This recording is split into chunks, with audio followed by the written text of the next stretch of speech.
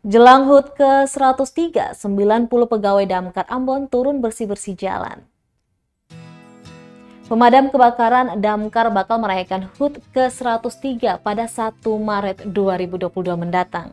Untuk merayakannya, seluruh pegawai Damkar di Kota Ambon yang berjumlah 90 orang ini turun membersihkan trotoar di sepanjang Jalan Patimura, Kecamatan Sirimau, Kota Ambon, Jumat 25 Februari.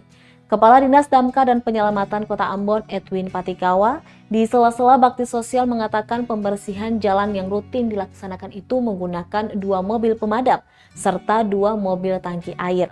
Mobil damkar itu difokuskan untuk membersihkan trotoar yang berada pada ruas jalan protokol tersebut.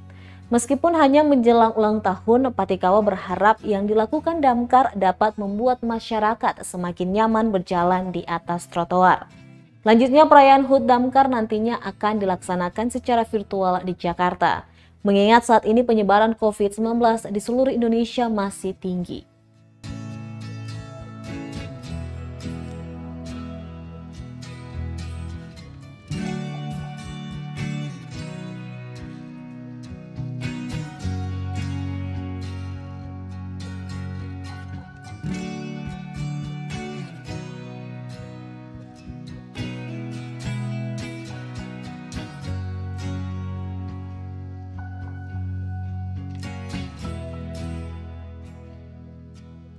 Terima kasih sudah nonton.